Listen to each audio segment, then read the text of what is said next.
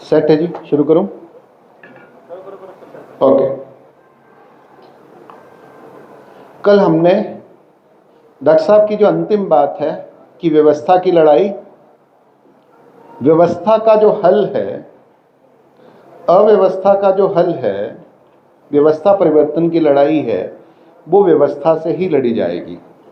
इसलिए कल हमने जो बातचीत शुरू की थी, वो बातचीत शुरू की थी व्यवस्था है क्या। तो आजकल आप एक शब्द सुनते हो हमारे प्रधानमंत्री के मुंह से लेके, आजकल तो अब सब खुल के बोलने लगे हैं, new world order. New world order, इसको अंग्रेजी में क्या बोलेंगे? नई विश्व व्यवस्था। तो नई विश्व व्यवस्था का मतलब क्या है? नई विश्व व्यवस्था का अर्थ है कि पूरी दुनिया का संविधान एक होना चाहिए, पूरी दुनिया का धर्म एक होना चाहिए, पूरी दुनिया की भाषा एक होनी चाहिए, पूरी दुनिया की शिक्षा एक होनी चाहिए, पूरी दुनिया का बैंक एक होना चाहिए, पूरी दुनिया की आर्मी भी एक होनी चाहिए, पूरी दुनिया का खान पान भी एक होना चाहिए, पूरी दुनिया की मार्केट भी एक होनी चाहिए, पूरी दुनिया की करेंसी भी एक होनी चाहिए, और पूरी दुनिया का राजा भी एक होना चाहिए, और पूरी दुनिया की विचारधारा भी एक होनी चाहिए, पूरी दुनिया का सिस्टम भी एक होना चाहिए, और पूरी दुनिया को लगने वाले टीके भी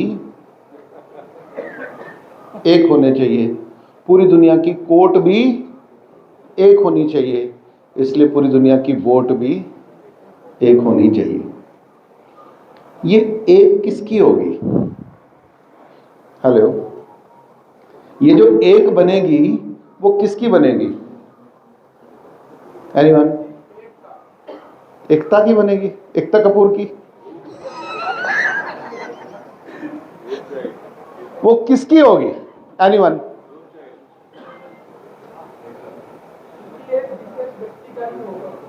किसी एक व्यक्ति का होगा। वो व्यक्ति कौन होगा? आप, मैं, समाज होगा। तो समाज यानी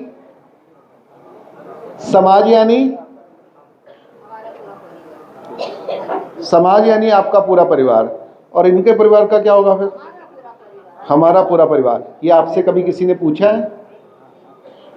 हेलो, ये क्या हमसे किसी ने कभी पूछा है कि आपकी व्यवस्था कैसी हो, दुनिया का धर्म कैसा हो, दुनिया का न्याय कैसा हो, दुनिया का अर्थतंत्र कैसा हो, दुनिया का न्याय तंत्र कैसा हो, शिक्षा तंत्र कैसा हो, स्वास्थ्य तंत्र कैसा हो, बैंकिंग तंत्र कैसा हो, भोजन कैसा हो, ट्रांसपोर्टेशन कैसी हो? यह आपसे कभी किसी ने पूछा है? क्योंकि जिस लोगों ने ये बात करनी शुरू की है कि न्यू वर्ल्ड ऑर्डर लाना है, उन लोगों ने पहले से ही ये निर्णय कर लिया है। क्या आपको मालूम है दुनिया का कॉन्स्टिट्यूशन बन चुका है? वन वर्ल्ड का एक कॉन्स्टिट्यूशन बनके तैयार है। उसकी शुरुआत 1968 में हो चुकी है। उसकी 25 से ज्यादा मीटिंगें हो चुकी हैं। 1991 में उसका मसौदा बनके तैयार कर लिया गया है, और दुनिया के सभी देशों का मतलब आपको समाज को। क्या समाज देश होता है? अच्छा, समाज में देश होता है या देश में समाज होता है? अच्छा, समाज के लिए देश होता है या देश के लिए समाज होता है? समाज के लिए देश होता है। अच्छा, समाज देश का निर्माण करता है या देश समाज का निर्माण करता है? परंतु यहां निर्णय किसने लिया? देश ने लिया या समाज ने लिया? देश ने लिया। तो देश का निर्णय किसने लिया? देश के ठेकेदारों ने। वो ठेकेदार कौन है?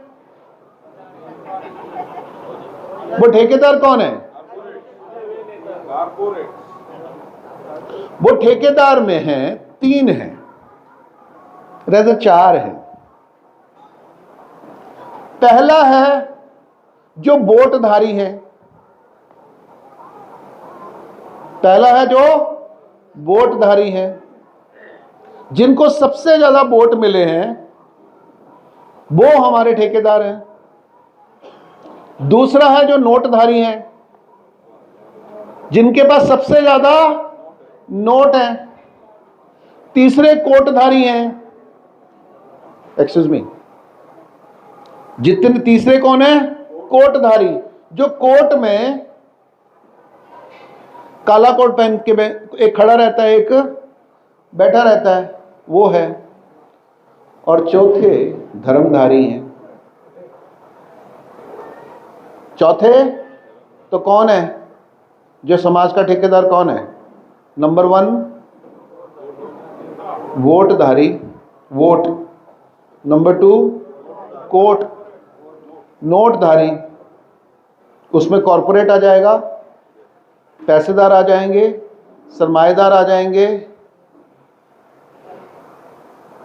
गलत फहमी है, इसको स्पष्ट करता हूं मैं आगे। नोटधारी असल में कौन है? तीसरा कौन है? कॉरपोरेट है, ये गलत फहमी है। और तीसरा कौन है? कोटधारी, यानी जज, वकील, सुप्रीम कोर्ट, डीएम, नीचे से लेके लोअर कोर्ट से लेके सुप्रीम कोर्ट, वो हो गए कोटधारी, जो एक समाज की कानून व्यवस्था को नियंत्रित करते हैं। और चौथे हैं धर्मधारी, वो कौन है? जो आपके, मेरे, सबके शुभ विचारों को, शुभ भावनाओं को नियंत्रित करते हैं, विश्वास को नियंत्रित करते हैं। ये 4 हैं। अच्छा, इन चारों में से नई विश्व व्यवस्था बननी चाहिए, ये किससे पूछा गया? धर्माधिकारियों से पूछा गया? नहीं। सुप्रीम कोर्ट से पूछा गया? नहीं। हमारे प्राइम मिनिस्टर से, वोटधारी से पूछा गया? नहीं।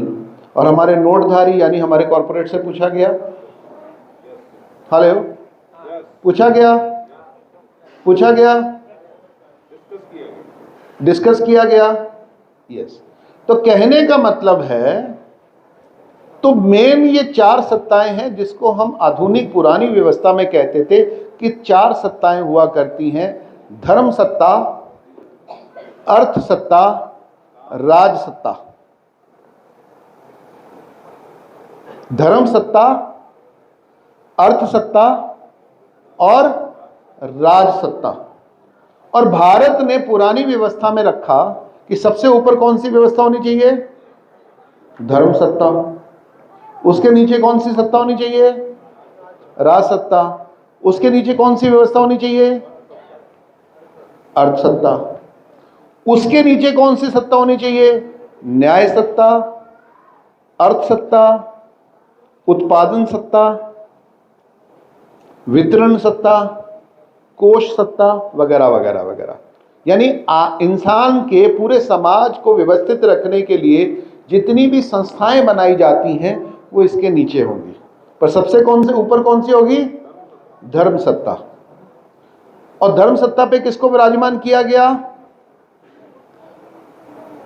जिसका आचरण, जिसकी नीति समाज के लिए, प्रकृति के लिए हितकारक हो, जो सबका हित देख सके, सबके हित को समझ के, निष्पक्ष होके, प्रकृति जैसी है, नियम जैसा है, वैसा समाज को दिशा निर्देश कर सके, वो हमारा धर्माधिकारी, जो प्रकृति के, निसर्ग के, सनातन के नियम को समझता हो और उसके मुताबिक जीता हो, जिसकी वाणी और वर्तन एक सा हो।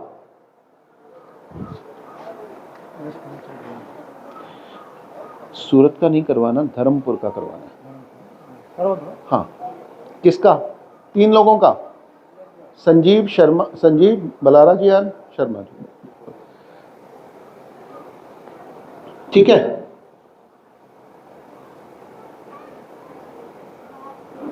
परंतु अब मैं जरा कल जहां मैंने बात रोकी थी मैं वहां से स्टार्ट करता हूं ताकि बात को सरलता से समझा जाए। कल हमने बात क्या की थी कि भारत में व्यवस्था क्या थी, जिस व्यवस्था ने भारत को बिना किसी के ऊपर आक्रमण किए 1700-1800 साल तक विश्व की श्रेष्ठ अर्थव्यवस्था बनाए रखा। ठीक, वो कौन सा व्यवस्था थी जिसने राजा चाहे कोई भी हो, वंश चाहे कोई भी हो, धर्म चाहे कोई भी हो, कहने का मतलब अर्थतंत्र किसकी कैसा चलता हो, राजतंत्र कैसा चलता हो, धर्म तंत्र कैसा चलता हो, परंतु वो व्यवस्था इतनी समृद्ध रही कि दुनिया की सबसे श्रेष्ठ व्यवस्था रही। वो कौन सी थी? अच्छा, वो जो व्यवस्था थी वो राज सत्ता के ऊपर निर्भर थी, अर्थ सत्ता के ऊपर निर्भर थी कि धर्म सत्ता के ऊपर निर्भर थी? कि वो समाज व्यवस्था के ऊपर निर्भर थी। तो बड़ा कौन है? अर्थव्यवस्था बड़ी है, राज व्यवस्था बड़ी है या धर्म व्यवस्था बड़ी है? भाई ये तीनों के तीनों समाज व्यवस्था के हिस्से हैं, परंतु हमने क्या किया? वो समाज व्यवस्था का बात करना भी बंद कर दिया और उसकी जगह हमने किसको बिठाने की कोशिश की? कभी राज सत्ता को, कभी धर्म सत्ता को, भी अर्थ सत्ता को। और इन तीनों सत्ताएं समय में एक दूसरे के साथ लड़ती रही। कभी राजा और पुरोहित आपस में लड़ते रहे, कभी ब्राह्मण वर्चस्व के लिए लड़े, कभी क्षत्रिय लड़े और कभी वैश्य लड़े। और ये युद्ध जो है, सत्ताओं का युद्ध है, ये हमेशा चला। इसलिए राज्य की सीमा कभी बढ़ी कभी घटी, कभी ये इतना टैक्स हुआ, कभी ये टैक्स हुआ, कभी ये सिक्के चले कभी वो सिक्के चले, कभी ये कानून बने कभी वो कानून बने, परंतु समाज व्यवस्था जो थी वो हमेशा संगठित रही। इसलिए ये जो समाज है सांस्कृतिक रूप से राष्ट्र के रूप में एक रहा, धर्म के रूप में, जाति के रूप में, सत्ता के रूप में, अर्थव्यवस्था के रूप में क्या रहा? बदलता रहा। राज सत्ता बदली कि नहीं बदली? अर्थ सत्ताएं बदली और धर्म सत्ताएं भी बदली, पर समाज सत्ता जब तक केंद्र में रही, यह पूरा समाज केंद्रित रहा। ऐसा 1750 तक चलता रहा। परंतु 1750 के बाद से तक दुनिया में के हर तरह के, दुनिया का जो हर बड़ा हमलावर है वो भारत आया।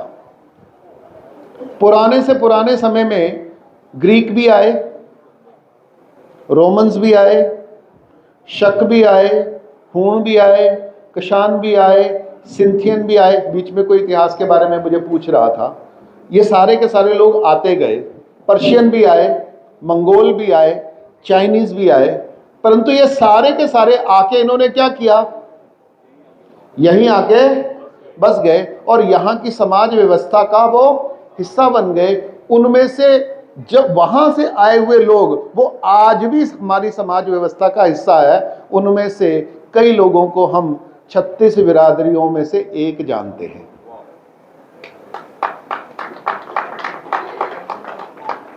जिसको हम गुजरात में जाते हैं ना, लोहाणा बोलते हैं।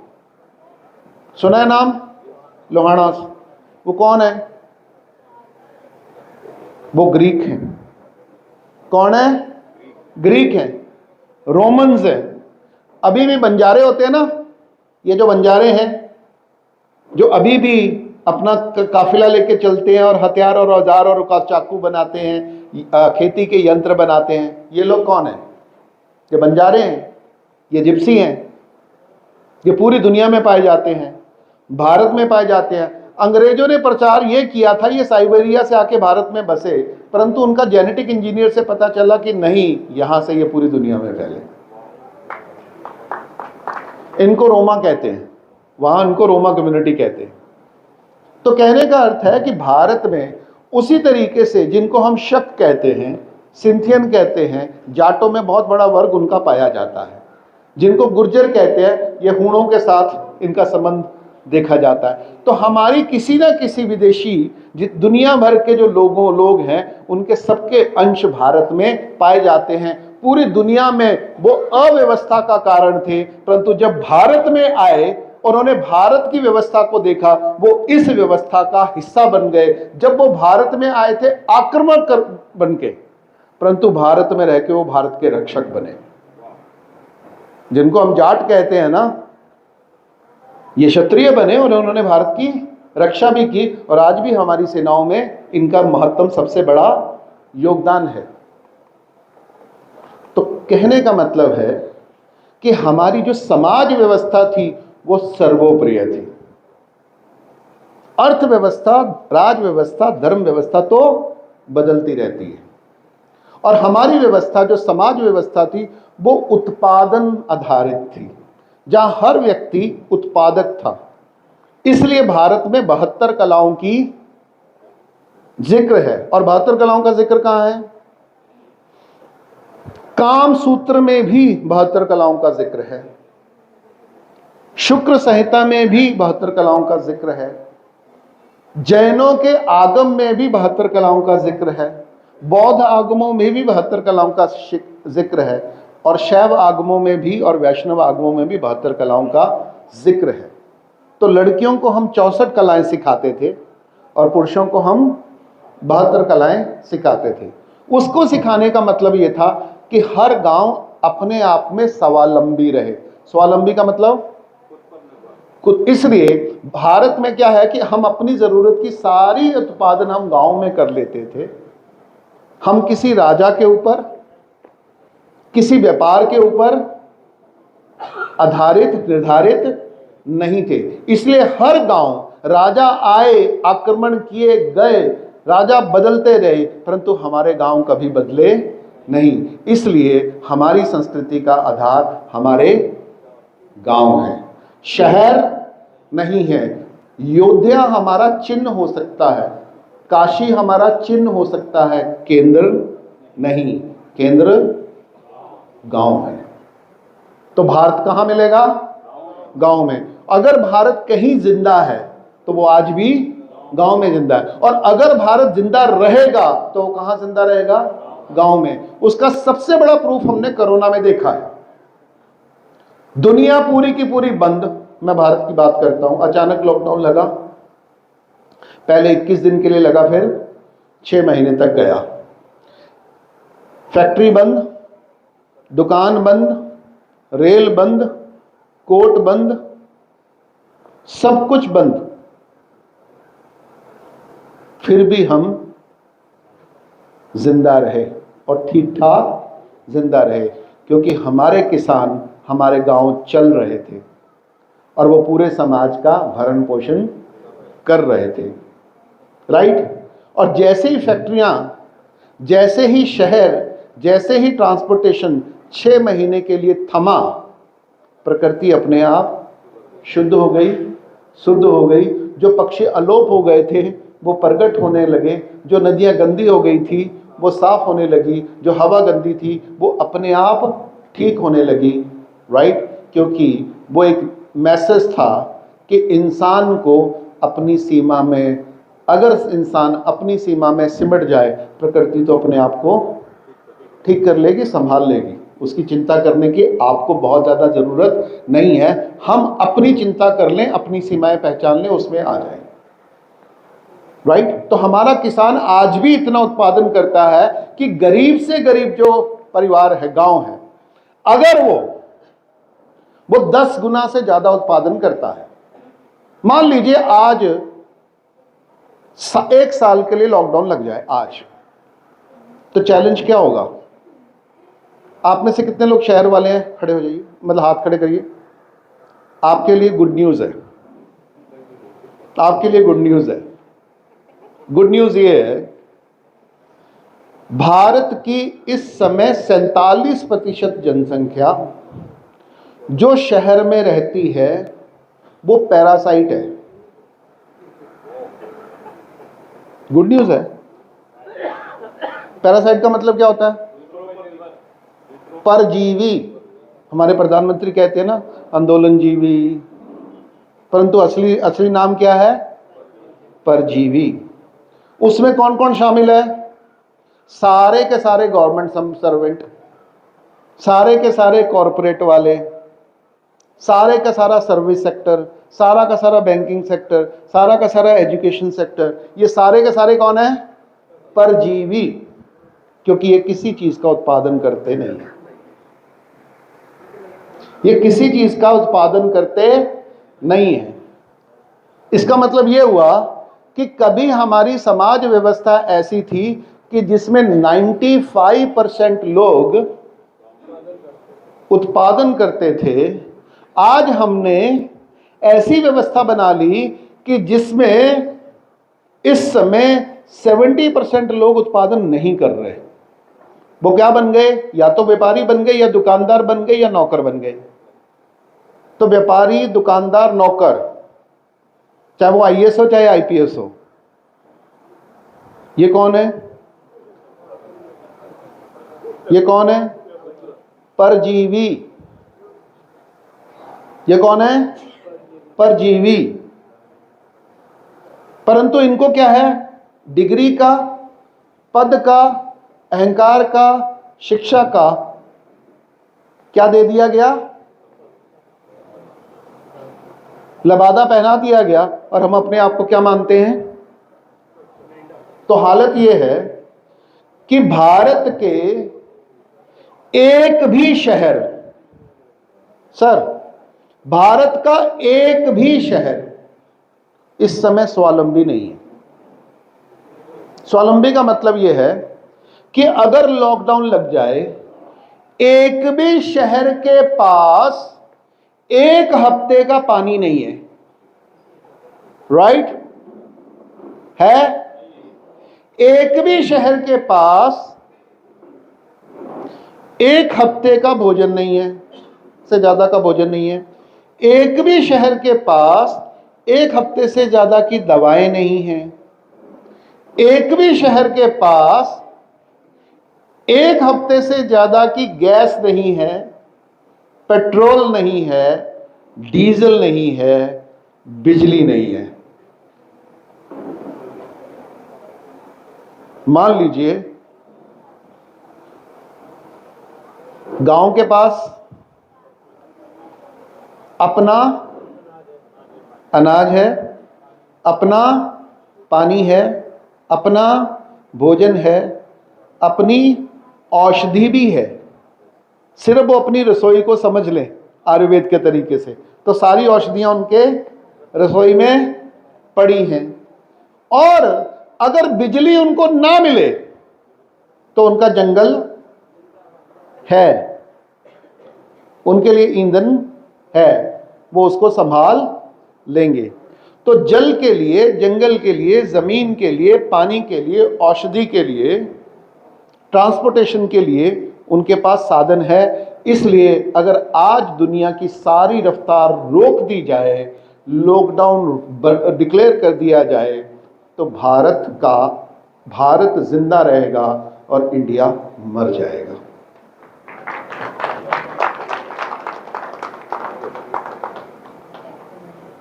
यहां से खुशखबरी शुरू होती है।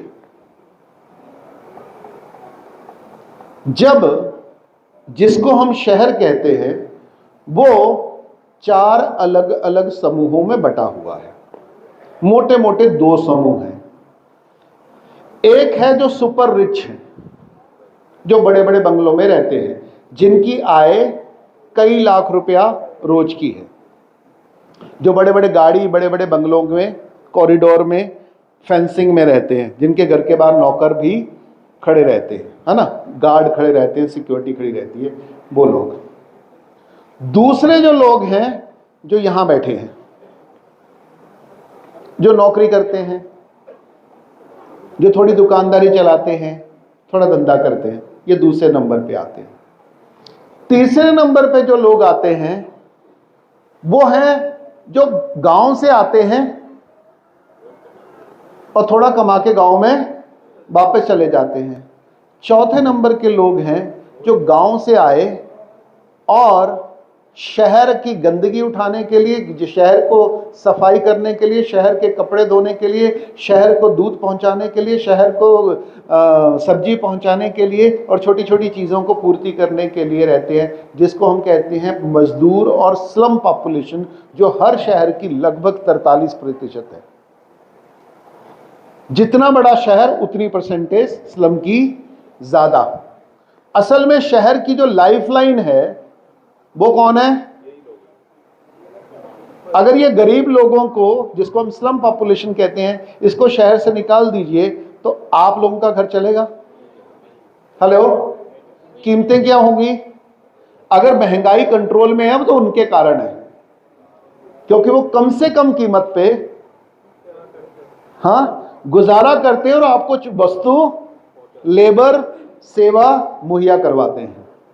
परंतु इन लोगों की समस्या है, अमीरों के पास शायद 1 साल का 2 साल का अनाज वो स्टोर करते रखते हैं। मारवाड़ियों में आज भी आदत है अमीरों के पास। मिडिल क्लास में कितने लोग हैं आप में से जो 1 साल का अनाज भरते हैं? शहर में, गांव में नहीं। और ये जो गरीब लोग हैं, ये तो बेचारे रोज खरीदते हैं, रोज खाते हैं। यस, और आज लॉकडाउन लग गया तो क्या होगा? इन लोगों के पास एक दिन का भी पानी, भोजन नहीं है। ये कितने दिन सहन करेंगे? 2 दिन। तीसरे दिन क्या होगा? नहीं, लॉकडाउन लगेगा तो शहर वाला जहां है वहीं रहेगा, बाहर नहीं जाएगा, क्योंकि लॉकडाउन के बाद पूरे के सभी शहरों में सीसीटीवी कैमरे लग गए हैं, गली गली। अब आपका सर्वेलेंस हो गया है। अब आपको कंट्रोल करने के लिए पुलिस नहीं आएगी, ड्रोन आएगा, और किस गली में कहां मूवमेंट हो रही है वो तुरंत हो जाएगी।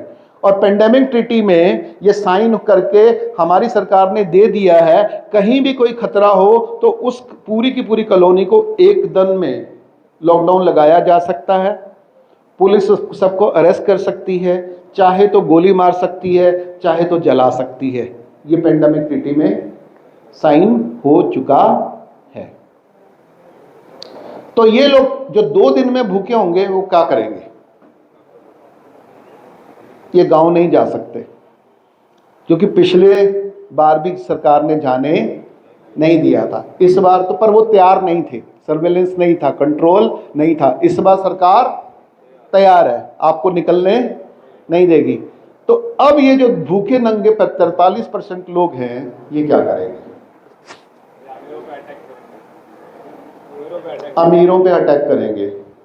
तो पहला दंगा भोजन के लिए होगा, और वो शहर में होगा। वो ना वो राम के लिए होगा, ना वो मुसलमान के लिए होगा, वो रोटी के लिए होगा, वो पेट के लिए होगा। वहां कोई ना धर्म होगा, ना जाति होगी। वहां भूखा और प्यासा, एक तरफ भूखा प्यासा होगा, एक तरफ अमीर होगा। उसकी किसी के प्रति कोई नफरत, कोई गुस्सा, कोई विरोध नहीं है। वो सिर्फ अपने पेट के लिए आएगा। कितनी देर तक नोट वाले, वोट वाले टिक पाएंगे? हेलो, कितने दिन टिक पाएंगे? कितने दिन टिक पाएंगे? 1 हफ्ते के ज्यादा नहीं टिक पाएंगे। और 1 हफ्ते के बाद सारे के सारे भूखे होंगे। फिर ये निकलेंगे गांव की तरफ। फिर गांव क्या करेंगे?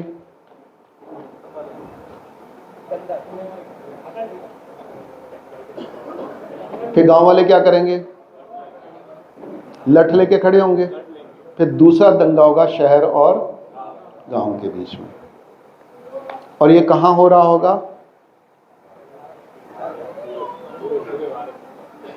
हर जगह। कुछ फिक्र कर नादा, मुसीबत आने वाली। ताली की मुद्दा नहीं है, कुछ फिक्र कर नादा।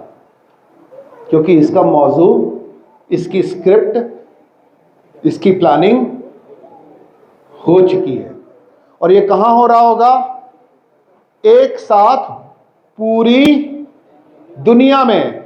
अगर एक कानून, एक निर्णय, एक सरकार है, तो एक कानून का, एक निर्णय का, एक सरकार का एक निर्णय पूरी दुनिया को इतने बड़े खतरे में एक दिन में डाल देगा और उसको कभी रिवर्स किया जा सकेगा नहीं। इसलिए इस देश के नीति निर्धारकों ने हर गांव को स्वतंत्र रखा कि उसकी बीमारी, उसकी समस्या वहां तक सीमित रहे, वो सब जगह फैल ना जाए। अगर आपने बड़ी व्यवस्था रखी, बड़ा समाज रखा, बड़ी एक अदालत कर दी, एक पुलिस कर दी, एक आर्मी कर दी, एक राजा कर दिया, तो उसकी जो समस्या है वो पूरे समाज को खत्म कर देगी। इसलिए समाज का केंद्रीकृत होना चाहिए या विकेंद्रीकृत होना चाहिए? ये जो विकेंद्रीकृत है, ये व्यवस्था है या अव्यवस्था है? और जो केंद्रीकरण है, ये व्यवस्था है या अव्यवस्था है? तो न्यू वर्ल्ड ऑर्डर व्यवस्था है या अव्यवस्था है? फिर से बोलूं, न्यू वर्ल्ड ऑर्डर व्यवस्था है या अव्यवस्था है? तो हमें न्यू वर्ल्ड ऑर्डर, हमें नई अव्यवस्था चाहिए या अपनी व्यवस्था चाहिए? तो इसलिए अपनी व्यवस्था क्या होगी, क्या होनी चाहिए, उसके बारे में स्पष्टता होनी जरूरी है। तो इसलिए मैं अपनी व्यवस्था की कहानी आपको कह रहा था, राइट? चलिए मैं अब व्यवस्था की कहानी कहता हूं। इस समय दुनिया में सबसे बड़ी समस्या कौन सी है? शिक्षा, स्वास्थ्य, न्याय, पर्यावरण, धर्म, जल, जंगल, जमीन, जानवर, यही है ना समस्या है? तो पहली समस्या जल की है। हम सबको अच्छा जल चाहिए, स्वच्छ जल चाहिए, पूर्ण मात्रा में जल चाहिए, ऋतु चक्र के मुताबिक, फसल चक्र के मुताबिक, मौसम चक्र के मुताबिक जल चाहिए। यस और नो? ना अधिक चाहिए ना कम चाहिए, ना उसका चाहिए ना किसका चाहिए, जो हमारे हिस्से का है, जो प्राकृतिक रूप में उतना चाहिए। दूसरा हमको क्या चाहिए जल के बाद? जंगल। तो हर गांव में जंगल चाहिए, हर गांव में पेड़ चाहिए। तो कैसा जंगल चाहिए? फलों वाला, इमारती लकड़ी वाला, धंधे वाला, या हर प्रजाति का? हेलो, कौन सा चाहिए जंगल? जहां हर प्रजाति का पेड़ हो, क्योंकि जंगल में कुछ भी खराब होता नहीं है, सबकी अपनी अपनी जगह उपयोगिता और पूर्णता है। तीसरा, जल भी चाहिए, जंगल भी चाहिए, जानवर नहीं चाहिए? कौन कौन सा जानवर चाहिए? चींटी चाहिए, चींटी चाहिए, मकौड़ी चाहिए, बिल्ली चाहिए, कुत्ता चाहिए, सांप चाहिए, उदर चाहिए, चूहा चाहिए, मोर चाहिए, चकली चाहिए, कौवा चाहिए, कोयल चाहिए, बुलबुल चाहिए, राइट? तो प्रकृति ने जितने भी किस्म के जीव जंतु और पक्षी हमको, जानवर हमको दिए हैं, वो सब चाहिए, राइट? अच्छा, पशु पक्षियों के आने से जंगल कमजोर होता है या समृद्ध होता है? अच्छा, पशु पक्षियों के आने से जंगल समृद्ध होता है, जंगल के समृद्ध होने से जल बढ़ता है या कम होता है? अगर जल ठीक हो, जंगल ठीक हो, जानवर ठीक हो, तो जमीन कैसी होगी? हेलो, अच्छी होगी, राइट? तो जल, जंगल और जमीन, चारों को अगर चारों ठीक हो तो जन कैसा होगा? तो हम क्या करेंगे? हमें जल, जंगल, जमीन, जानवर और जन, चारों पांचों के बीच में क्या चाहिए? संतुलन चाहिए, समृद्धि चाहिए। ये एक दूसरे के दुश्मन होने चाहिए या सहयोगी होने चाहिए? सहयोगी होना चाहिए। ये जो न्यू वर्ल्ड ऑर्डर है वो क्या चाहता है? वो पूरा जल खरीद चुके, वो सारे जंगल खत्म कर देना चाहते हैं। आपको शायद पता नहीं है, जब कोरोना चल रहा था तो पैरेलल, लॉकडाउन चल रहा था तो पैरेलल पूरा का पूरा ऑस्ट्रेलिया जल रहा था, जहां कई करोड़ जानवर, जंगली जानवर जल के खत्म हो गए और पूरी दुनिया में किसी ने कुछ नहीं किया। सिस्टमैटिकली जंगलों को जलाया जा रहा था कि टेम्परेरीली ग्लोबल वार्मिंग को बढ़ाया जाए। वो ग्लोबल वार्मिंग हुई नहीं है, की गई। राइट? तो जल, तो सारे के सारे जंगल काटे जा रहे हैं, सहदेव जंगल कट रहा है। आज सरकारें इसलिए इंडस्ट्री को लाने के लिए और जंगल को काटने के लिए और जमीन से कोयला निकालने के लिए और वहां के जो मूल जन हैं उनको उजाड़ने के लिए भी सरकारें टूट रही हैं। 2 सरकारें इसी तरीके से डिजाइन की गई। झारखंड की सरकार इसीलिए गिराई गई कि वहां का जो जंगल है वो, उसके ऊपर कब्जा, खनन के ऊपर कब्जा बहुराष्ट्रीय कंपनियों का हो सके। तो पूरी दुनिया, ये हालत भारत में नहीं है, ये पूरी दुनिया में है। राइट? तो ना हमारा जल शुद्ध है, ना जंगल हमारे पास है, ना जानवर हमारे पास है और ना जमीन हमारे पास है। क्योंकि पंजाब की जो सबसे अच्छी जमीन है वो ओवर केमिकल यूज से इतनी हार्ड हो चुकी है, इतनी हार्ड हो चुकी है, और जो पानी का जो स्तर है वो 1.5 फुट पर ईयर नीचे जा रहा है। अब अगर हमने वहां फसल बोनी बंद नहीं की, वो सारी जमीन क्या हो जाएगी? बंजर हो जाएगी। और ऐसी हालत सारी की सारी उपजाऊ जमीनों के साथ है। am I right? am I right? तो हमें क्या करना पड़ेगा? अपनी जो औद्योगिक खेती है उसको रोकना पड़ेगा, पीछे हटना पड़ेगा, अगर उस जमीन को संतुलित रखना है। यस और नो? यस और नो? और जमीन को बचाने के लिए हमें जंगल को बचाना जरूरी है, जानवरों को बचाना जरूरी है, जानवरों को बचाने के लिए हमें जंगल को बचाना जरूरी है, और ये तीनों बचेंगे तो ही हमारा जल का संतुलन रहेगा। आपने, बुजुर्ग यहां बैठे हैं, आपने अपने जीवन काल में बादल फटने की घटना कितनी बार सुनी है? कितने साल में? पहले उत्तरकाशी में फटा था, फिर कभी मनाली में फटा था। हर 15 साल में, 20 साल में कभी एक बार बादल फटता था। यस और नो? पिछले साल कितने फटे? पिछले साल मनाली में, हिमाचल प्रदेश में कितने बादल फटे? 1 महीने में 15।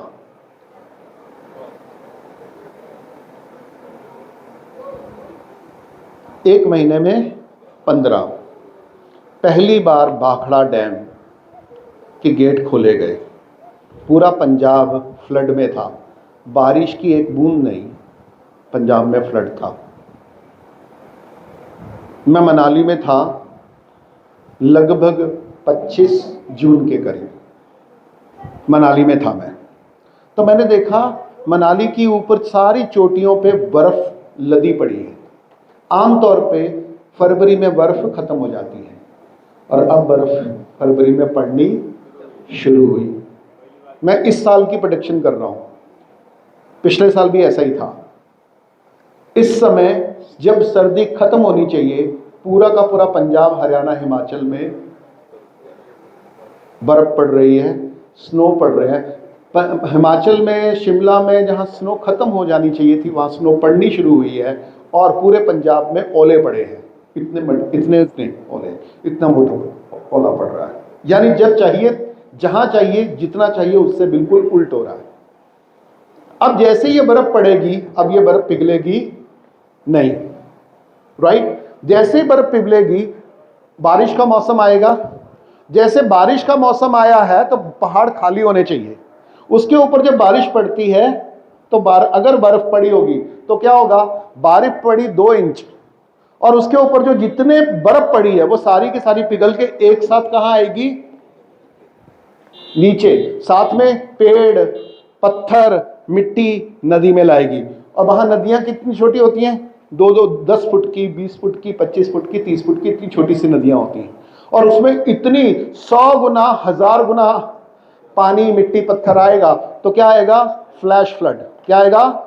और फ्लैश फ्लड इतनी तेजी से आएगा कि वहां जितने भी नगर बसे हैं, मनाली बसा है, मंडी बसा है, कुल्लू बसा है, उन सबको बहा के ले जाएगा। 90 साल पुराने पुल उड़ गए। कोरोना में 4 लेन रोड बनाया गया था कि मनाली में सबसे ज्यादा टूरिस्ट आता है, वहां से आने जाने में समस्या होती है, 4 सुरंगें बनाई गई, उनको वो सारी की सारी बाढ़ में गई। फिर एक के बाद वो सारा का सारा पानी जो है बाढ़ों के साथ, वो एक जगह नहीं, वहां मनाली में भी बादल फट रहा है, वहां मंडी में भी बादल फट रहा है, वहां कुल्लू में भी बादल फट रहा है, वहां शिमला में भी बादल फट रहा है। तो सब जगह का जो कैचमेंट का बर्फ और पानी और रेत और मिट्टी और पत्थर सारे के सारे भाखड़ा डैम में इकट्ठे हो रहे हैं और भाखड़ा डैम ओवरफ्लो की स्थिति में आ गया। आपको मालूम है अगर भाखड़ा डैम ओवरफ्लो हो जाए तो क्या होगा? एनीवन? पूरी दिल्ली, अकेली दिल्ली, गुड़गांव, पंजाब, हरियाणा, पश्चिमी राजस्थान और आधा पाकिस्तान। और यहां ये कौन सा इलाका है? ये भारत का ग्रेन वॉल है।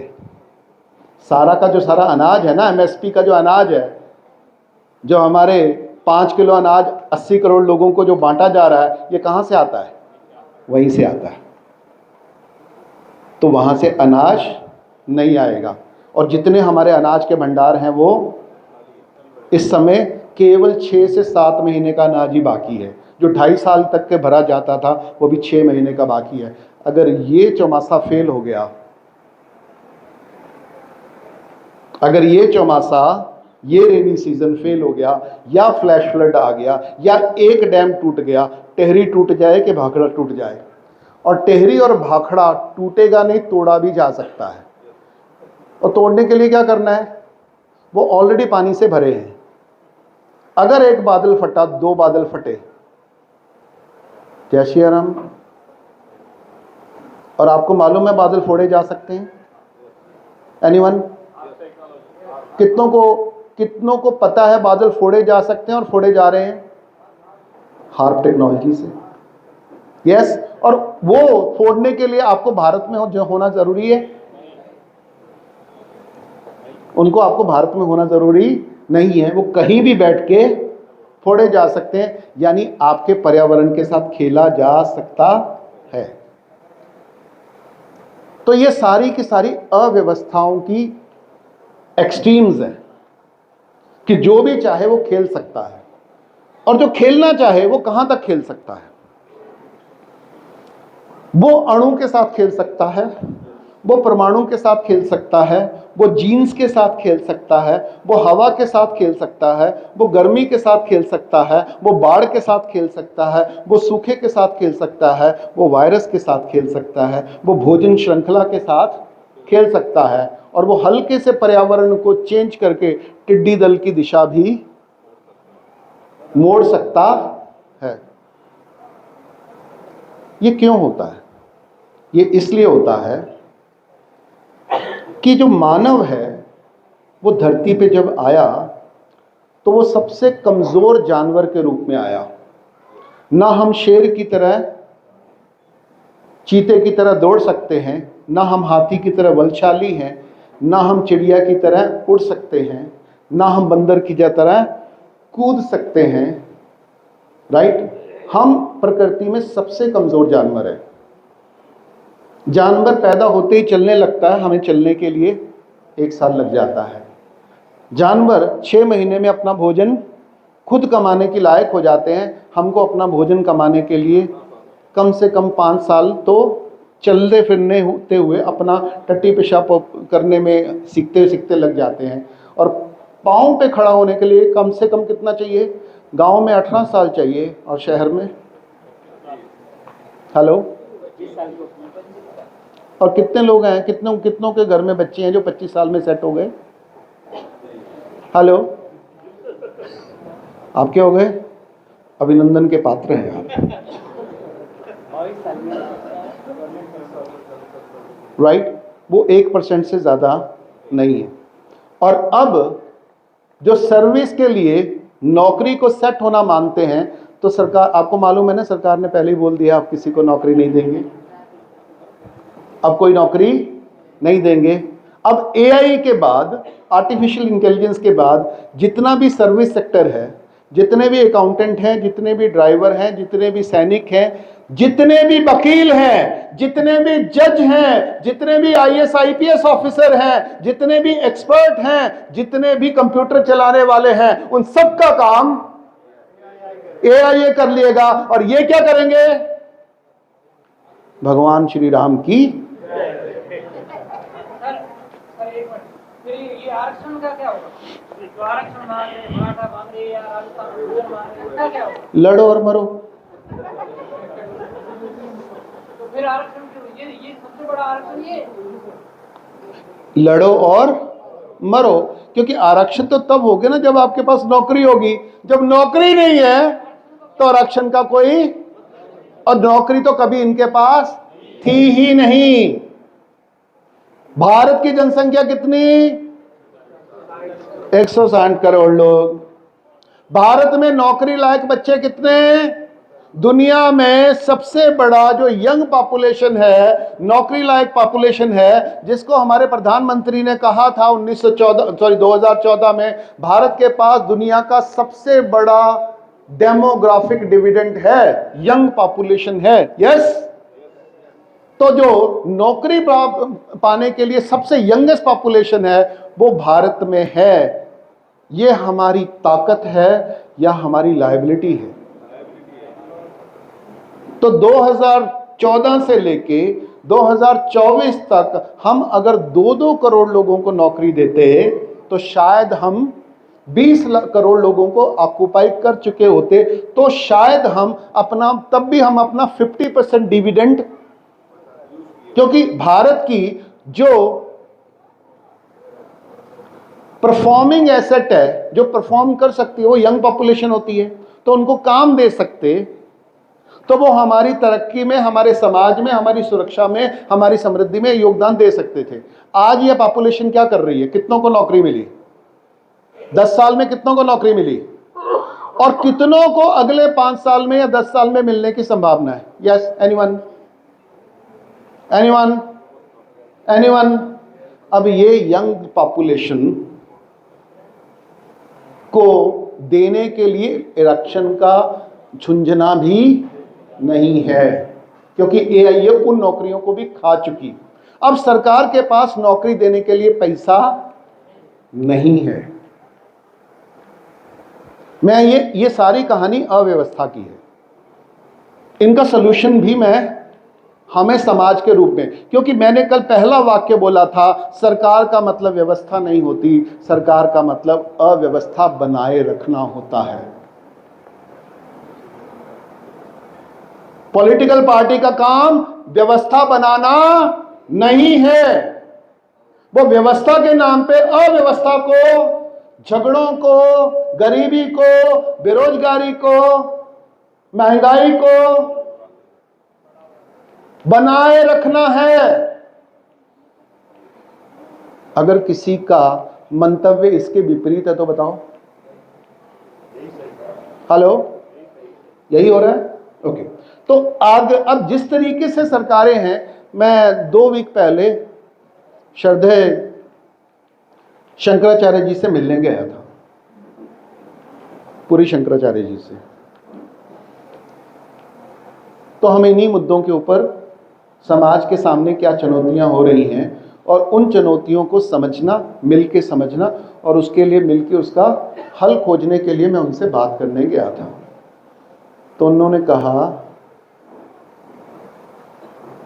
मैं उनके बात सामने रख सकता हूं क्योंकि ये जो बातें हैं ये मीडिया में ओपन है। उन्होंने कहा था, सरकार का काम ठेका देने से ज्यादा क्या है? हेलो, ठेका देने का ज्यादा के अलावा क्या है? ये उनका प्रश्न था कि आज की सरकारें ठेका देने के अलावा कोई काम नहीं कर रही।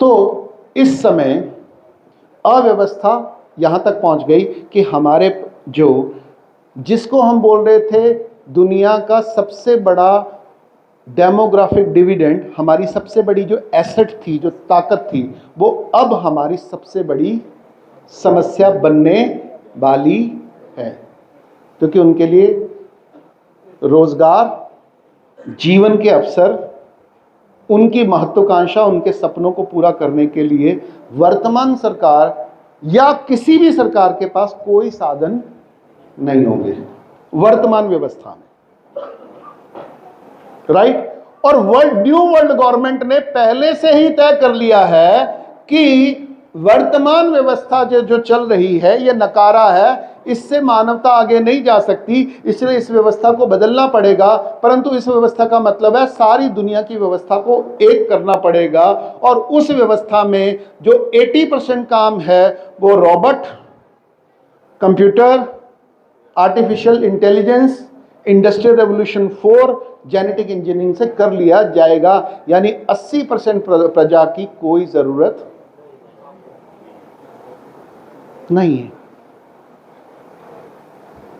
ना काम के लिए, ना बच्चों के लिए, ना वोट के लिए, ना नोट के लिए, किसी चीज के लिए उनकी जरूरत नहीं है, राइट। और जब हमने ट्रैक्टर लाए अपने गांव में, तो हमारे बैलों का क्या हुआ? हेलो, खत्म हुए, हम ही ने खत्म किए, हमारी पीढ़ी ने खत्म किए। और जब हमने थैली का दूध लाए, तो हमारी गाय खत्म हुई। और जब हम आर्टिफिशियल इंटेलिजेंस ले आए, जब आर्टिफिशियल इंटेलिजेंस ले आएंगे तो कौन खत्म होगा? आपको मालूम है कोरोना के बाद 60% जॉब खत्म हो चुकी है मार्केट से। इसलिए जिसको बोलते हैं ना एनपीए, नॉन परफॉर्मिंग एसेट, तो दुनिया की सबसे बड़ी नॉन परफॉर्मिंग एसेट हमारी यंग पॉपुलेशन है। दुनिया का सबसे बड़ा नॉन परफॉर्मिंग एसेट का जो राज्य है, देश है, वो इस समय भारत है। यस और नो? ये खुशखबरियां हैं। कैसे? और हम कह रहे हैं कि जनता सरकार का मतलब क्या है? व्यवस्था परिवर्तन। तो हमें व्यवस्था बदलनी है, बनानी है, या जो थी उस पे वापस जाना है? हेलो, हमें व्यवस्था बदलनी है, बनानी है, या जो थी व्यवस्था को समझना है और उस व्यवस्था में वापस मुड़ना है? हमें वर्तमान व्यवस्था में आगे जाना है या अपनी व्यवस्था की तरफ वापस मुड़ना है? अपनी व्यवस्था की तरफ वापस मुड़ना है। तो अगर हमें वापस मुड़ना पड़े तो हमें क्या करना पड़ेगा? मैं आपके सामने एक दृष्टांत देता हूं, क्योंकि मैंने समस्या का चित्रण बहुत भयंकर और व्यापक किया है। अब मैं सॉल्यूशन आपके सामने रखता हूं। एक एक करके धैर्य से सुनिए, एक एक प्रश्न पूछता हूं, अंतर आएगा। हाँ बोलिए, लाउडर। हाँ, ये व्यवस्था है या अव्यवस्था है? गुड। तो आज से हम क्या बोलेंगे? अव्यवस्था परिवर्तन। अव्यवस्था को बदलना है और व्यवस्था को लाना है। जी, जो हमारी ये व्यवस्था है जो चल रही है अभी, ये भारतीय है या वैश्विक है? ये वैश्विक है, ये हमारी नहीं है, ये पूरे वैश्व की है। हाँ, तो इसको हमको परिवर्तन करना पड़ेगा, चेंज करना पड़ेगा। जी, तो किस में करना पड़ेगा? व्यवस्था में। तो अव्यवस्था का जवाब हम किससे देंगे? व्यवस्था से। तो हमें मंदिर से नहीं जाना, हमें धर्म की ओर नहीं जाना, हमें जाति की ओर नहीं जाना, हमें पार्टियों की तरफ नहीं जाना, हमें इलेक्शन की तरफ नहीं जाना, और हमें कॉन्स्टिट्यूशन की तरफ भी नहीं जाना। क्योंकि हम राज व्यवस्था की बात नहीं कर रहे, हम धर्म व्यवस्था की बात नहीं कर रहे, हम अर्थव्यवस्था की बात नहीं कर रहे, हम समाज व्यवस्था और प्रकृति व्यवस्था की बात कर रहे हैं। ये बात क्लियर है? वही वो, और उस व्यवस्था को चलाने के जो नियम हैं वो मैंने बनाए हैं। वो किसने बनाए हैं? प्रकृति में। क्योंकि जो प्रकृति है वो हमने बनाई है या सनातन है? सदा सदा है। तो जब हम कहते हैं कि हम सनातन धर्मी हैं, तो हमें सबसे पहले कहना पड़ेगा हम प्रकृति धर्मी हैं, उसको नाम देना पड़ेगा, क्योंकि सनातन एक पॉलिटिकल वर्ड है, प्रकृति एक सनातन शब्द है। तो हमें कौन सा विकास चाहिए, कौन सी व्यवस्था चाहिए? प्रकृति केंद्रित। अच्छा, इंसान प्रकृति को नियंत्रित करेगा या इंसान प्रकृति के साथ सहयोग से जिएगा? यस।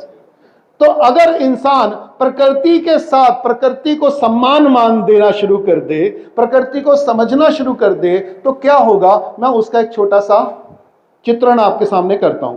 मान लो आज लॉकडाउन आ जाता है और हम समाज सत्ता के रूप में, यहां कौन बैठा है? समाज सत्ता, जिसका नाम क्या है? जनता ही। क्योंकि असल में जो सत्ता होती है वो किसकी होती है? जनता की। राज्य सत्ता को राज किसने दिया? जनता ने। क्योंकि वोट किसका है? आपका है। और नोट वालों को नोट किसने दिया? क्योंकि नोट किसका है? आपका। और कोर्ट सत्ता को कानून, उनके कानून को मान्यता और विश्वास किसने दिया? जनता ने। क्योंकि नोट भी हमारा है, कोर्ट भी हमारी है, वोट भी हमारी है, और धर्म सत्ता के ऊपर विश्वास किसने रखा? हमने है। तो असल ताकत जनता का विश्वास है। असल ताकत क्या है? जनता का विश्वास। जनता के विश्वास के द्वारा ही नोट चलता है। जनता नोट में विश्वास करती है तो ही हम उसका लेन देन करते हैं, इसलिए वो फंक्शन करता है। जनता नोट पे विश्वास करती है, अपनी वोट पे विश्वास करती है कि मेरी वोट सही जगह की है, इसलिए हम उसको अपना नेता स्वीकार करते हैं। जनता ने मिलके अपने कॉन्स्टिट्यूशन के ऊपर विश्वास रखा कि वी द पीपल हम हैं, इसलिए ये कानून काम करता है। और जनता अपने धर्म गुरुओं पे विश्वास करती है कि ये हमारे नेता हैं, हमें मार्गदर्शन देंगे, इसलिए धर्म गुरु काम करते हैं। तो असली ताकत ना नोट की है, ना वोट की है, ना कोर्ट की है, ना धर्म की है। असली ताकत जनता के विश्वास में है। परंतु हमने क्या किया? जनता ने क्या किया? अपना विश्वास उनको देके सो गई। 1947 में कॉन्स्टिट्यूशन लिख के सो गई, हर 5 साल में वोट दे के सो जाती है, और बैंकों से नोट लेके सो जाती है, और धर्म गुरुओं के पीछे जय श्री राम अल्लाह अकबर बोल के सो जाती है। अब करना क्या है? व्यवस्था परिवर्तन के लिए करना क्या है?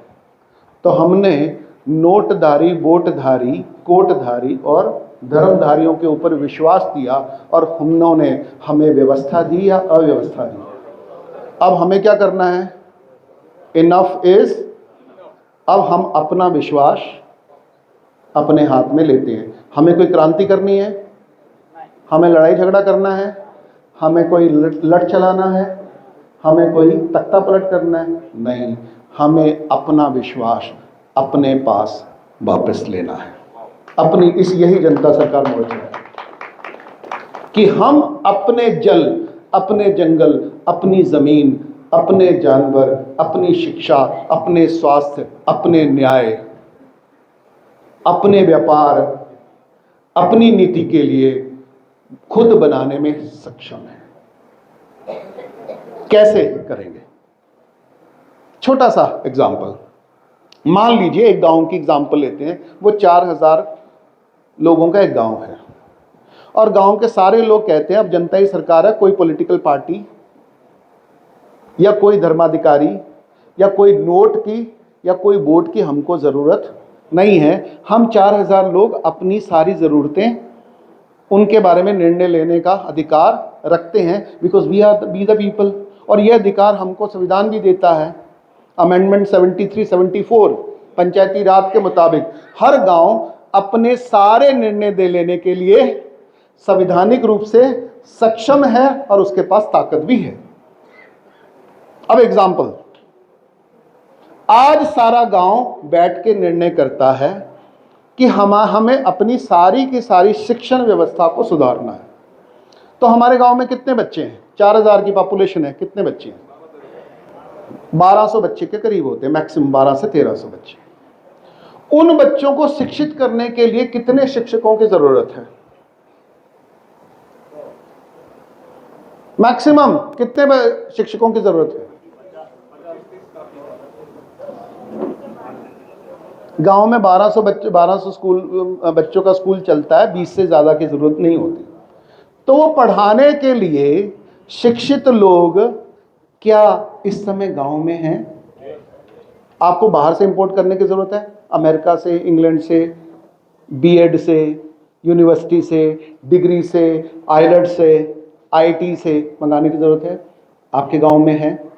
गांव इकट्ठा होकर निर्णय करता है कि हम उन शिक्षकों की, जो श्रेष्ठ लोग हैं, उनको हम बच्चों की जिम्मेवारी सौंपते हैं और उनका 100% भरण पोषण हम करने के लिए तैयार हैं, ताकि उनको शिक्षा को बेचना ना पड़े।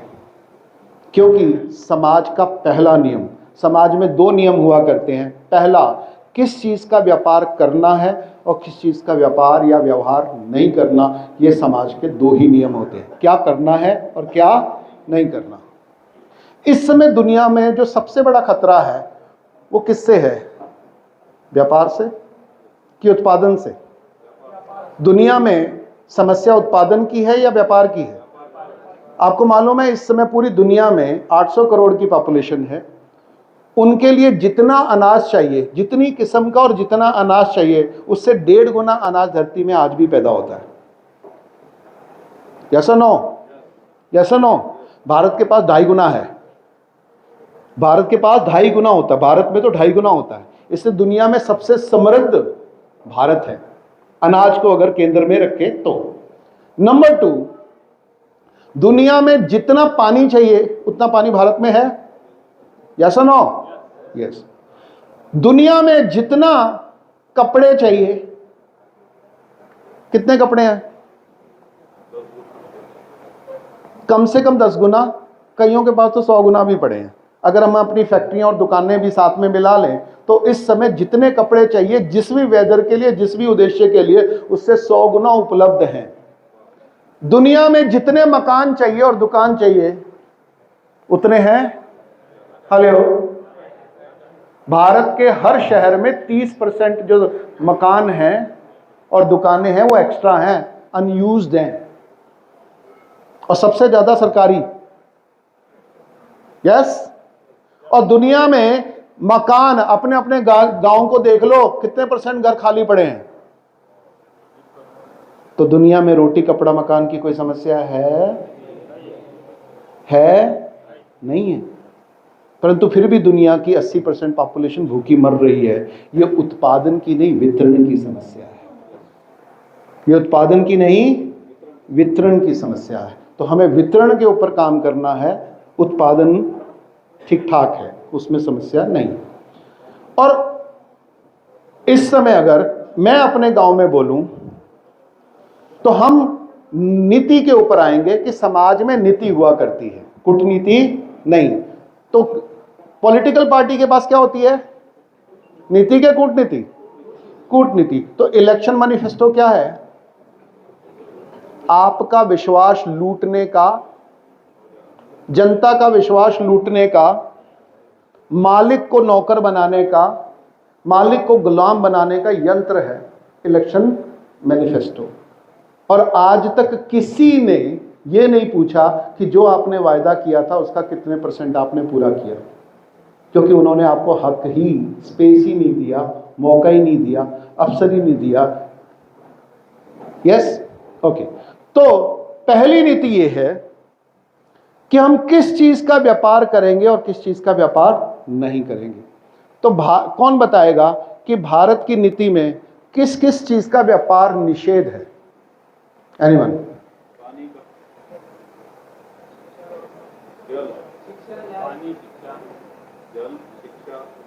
जी हाँ, जनता में किसका व्यापार निषेध है कि नहीं करेंगे?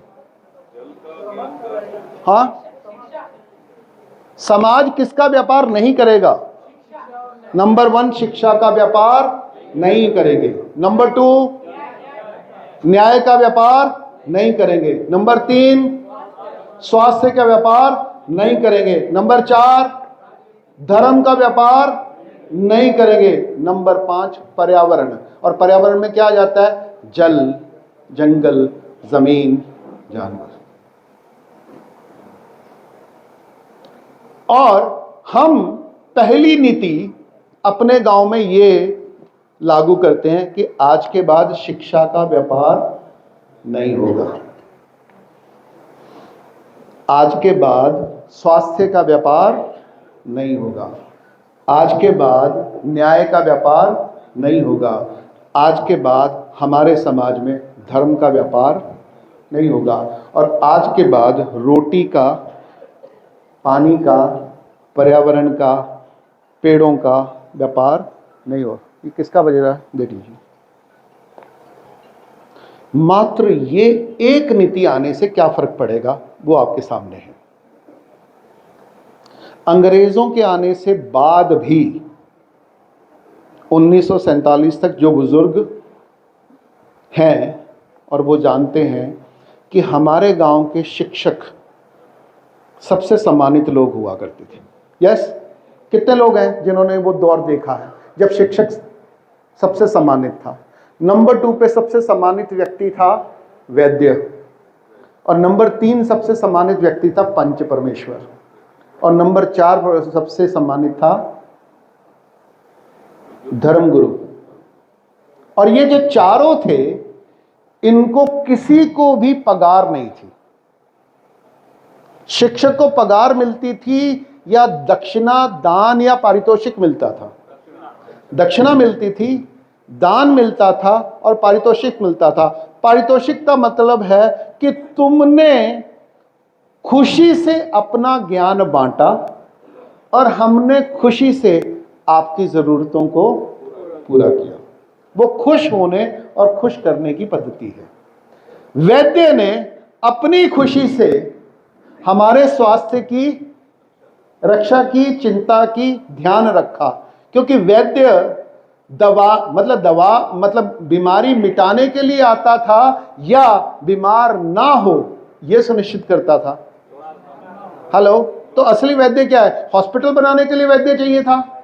तो गांव में चिकित्सालय होते थे?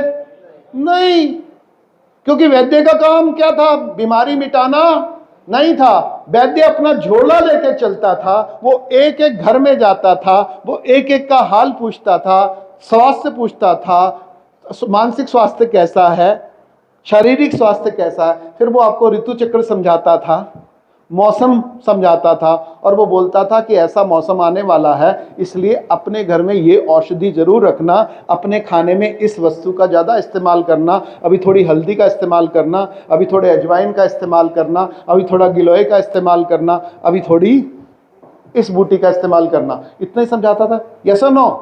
और वहीं से सारी समस्याएं सॉल्व हो जाती थी। और उसके लिए उसको दवाई बेचनी होती थी? नहीं। तो वैद्य का पारितोषिक था सबसे पहले सम्मान, और उस सम्मान का दूसरा पारितोषिक था कि जैसा वो सलाह देता था लोग वैसे ही मानते थे। और लोग क्यों मानते थे और क्यों मानेंगे? जो निस्वार्थ होके हमको सलाह देगा उसकी बात मानी जाएगी, और वैद्य को निस्वार्थ रखा गया, वो व्यवस्था थी। शिक्षक को निस्वार्थ रखा गया, वो व्यवस्था थी। और तीसरा, सरपंच को कोई पगार, पंच परमेश्वर को कोई पगार नहीं थी, और धर्मगुरु को भी कोई पगार नहीं थी।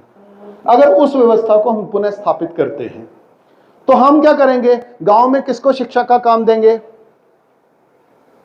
अपने 1200 बच्चों को पढ़ाने का काम हम किसको देंगे?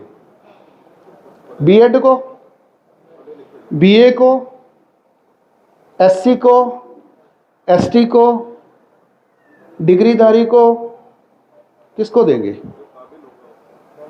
तो काबिल की परिभाषा क्या है? डिग्रीधारी, एससी, एसटी, रिजर्व कोटा। जो ज्ञानवान है उसको देंगे। Simple simple. इसलिए रविदास अगर ज्ञानवान हुआ वो भी हमारा गुरु है, वाल्मीकि ज्ञानवान है तो वो भी हमारा गुरु है, मीरा अगर ज्ञानवान है तो वो भी गुरु है, कुम्हार अगर ज्ञानवान है, गोरा कुम्हार भी अगर ज्ञानवान है तो वो भी हमारा गुरु है।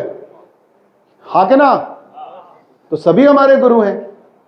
तो वहां उसकी कोई जाति इंपॉर्टेंट नहीं है। जो भी ज्ञानवान होगा और जो जिसकी कथनी और करनी एक सी होगी और जो ईमानदार होगा, हम केवल उसको अपने बच्चों की जिम्मेवारी सौंपेंगे।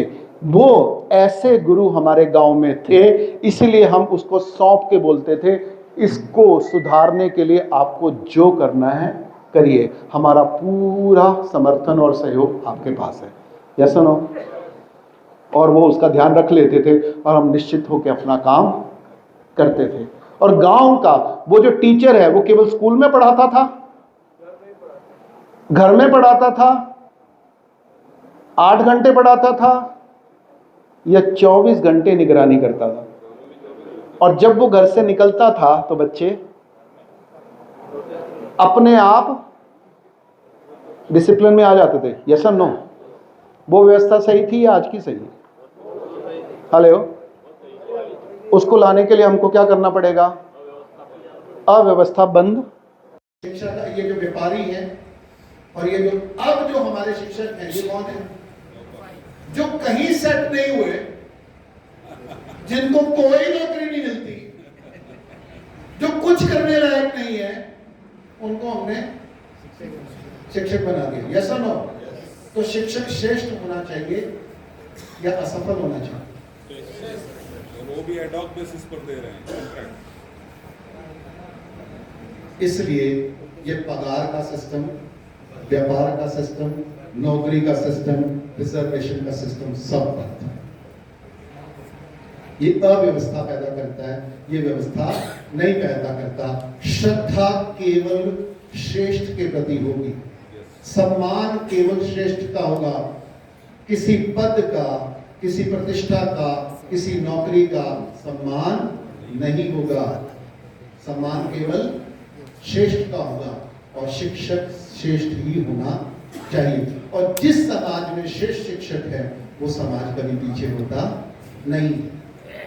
पहली समस्या का हल हो गया, क्लियर? तो कितनी देर में हमारी समस्या का सॉल्व हो जाएगा? अच्छा, इसके लिए कितने पैसे चाहिए, कितना बजट चाहिए, कितनी तनख्वाह चाहिए, कितना फंड चाहिए, कितनी ग्रांट चाहिए? अरे ग्रांट चाहिए ही नहीं, गांव के पास इनफ है। आपको सिर्फ उन 12 से 20 टीचर की जिम्मेवारी स्वीकार करनी है, ठीक? दूसरा, एक गांव के स्वास्थ्य की चिंता करने के लिए कि गांव के लोग बीमार ना कर पड़े, कितने वैद्यों की जरूरत है? हेलो? एक या दो? एक एलोपैथी वाला रख लो, एक होम्योपैथी वाला रख लो। एलोपैथी बुरी नहीं है, उसका व्यापार बंद कर दो, वो भी बैलेंस में आ जाएगा। यस और नो? फिर वो कौन सी दवाई देगा? जो एब्सोल्युटली जरूरी होगी। और एलोपैथी में कुछ चीजें बहुत जरूरी हैं, पेन किलर बहुत जरूरी है, ऑपरेशन बहुत जरूरी है, और थोड़ी बहुत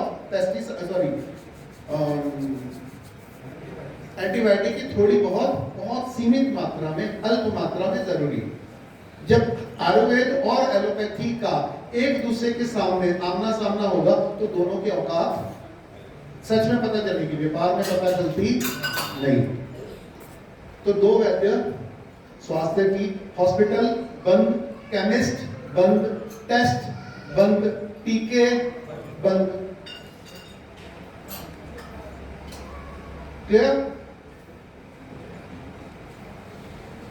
क्लियर?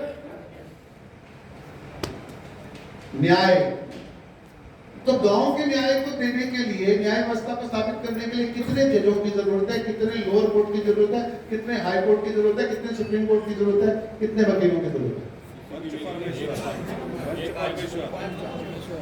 हेलो? पंच परमेश्वर की। अच्छा, 5 की जरूरत है या 1 से भी चलता है? अगर ईमानदार हो, विश्वासपद हो तो वो 1 भी काफी है। वो लोग हैं गांव में? अच्छा, उनका इलेक्शन करना है या उनकी सिलेक्शन करनी है? उनकी सिलेक्शन करनी है। क्लियर?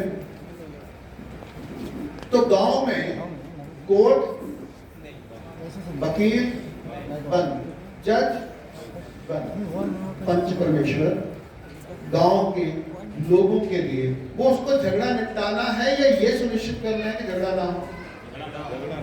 हेलो, तो उसका काम क्या होगा? झगड़ा निपटाना या झगड़ा कराना या झगड़ा रोकना या झगड़ा ना हो ये सुनिश्चित करना। तो भारत की जो न्याय परिपालना थी वो किसके ऊपर आधारित थी? झगड़ा न्याय। न्याय का मतलब क्या है? फैसला। ये फैसलालय है, न्यायालय नहीं है। और ये इनका जज का और वकील का जो उद्देश्य है वो झगड़ा मिटाना है कि झगड़े को बचाना है ताकि उनकी दुकान चलती रहे। हेलो, तो सबसे वकील जज कौन होगा? सबसे सफल वकील और जज कौन होगा?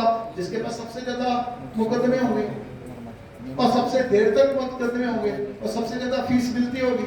या सुनो, तो वो झगड़े मिटाएगा? इसलिए नहीं मिट रहे, इसलिए नहीं मिट रहे। हाँ, इसलिए उनकी जरूरत नहीं है। अगर आपको अपने झगड़े मिटाने हैं, बनाए रखने, तो वकीलों को बनाए रखो, जजों को बनाए रखो, न्यायालय को बनाए रखो। तो हमें क्या करना है? पंच परमेश्वर की पद्धति में वापस आना है और इलेक्शन नहीं, सिलेक्शन। क्योंकि ईमानदार आदमी का चुनाव छुपके होना चाहिए या जाहिर होना चाहिए। इसलिए शिक्षक, क्योंकि हमें सिर्फ 5 लोगों की ही जरूरत होगी। चौथा व्यक्ति पूरे गांव को धर्म के नियमों को समझने और समझाने के लिए, धर्म नीति पे चलने के लिए कितने धर्म गुरुओं की जरूरत है एक गांव के लिए? तो फिर मंदिर कितने चाहिए? एक ही। देवालय कितने चाहिए? कौन सा देवी देवता चाहिए? कुल देवता। कौन सा देवी देवता चाहिए? कुल देवता। हाँ? कौन सा देवी देवता चाहिए?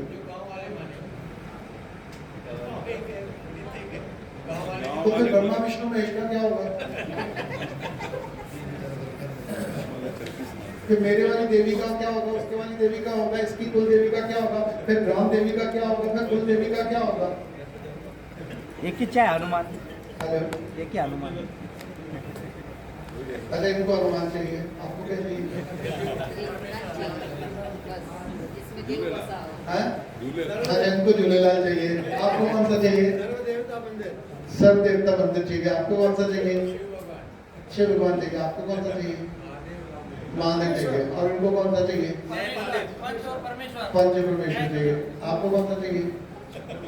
नहीं चाहिए, ये नास्तिक है। आपको कौन सा चाहिए? इस मुद्दे को आपको सॉल्व करना होगा। व्यवस्था में विश्वास सहयोगात्मक होना चाहिए या विरोधात्मक होना चाहिए? तो ऐसा कौन सा देवी है, देवता है जो सबको पसंद है?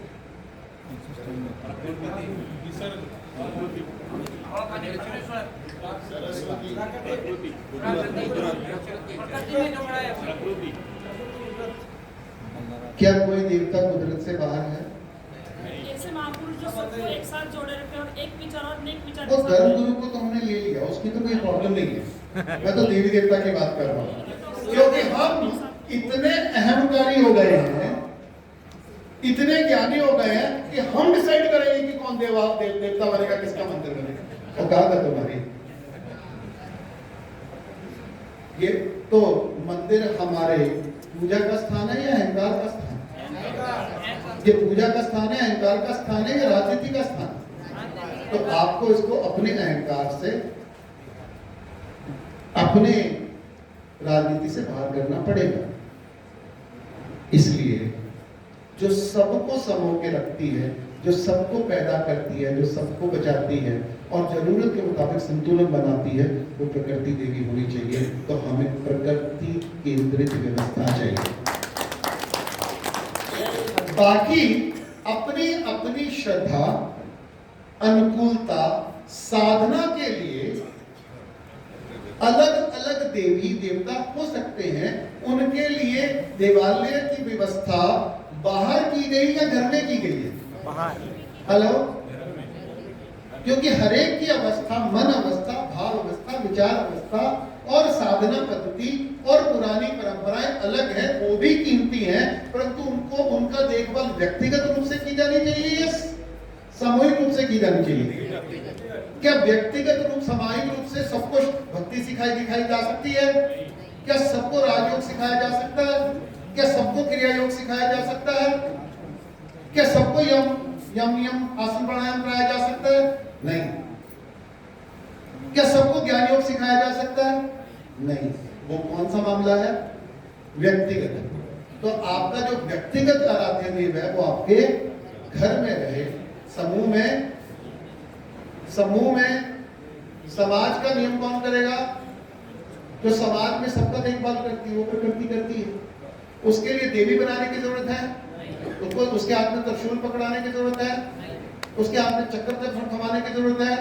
उसको सफेद, काली, नीली, हरी, पीली साड़ी पहनाने की जरूरत है? नहीं।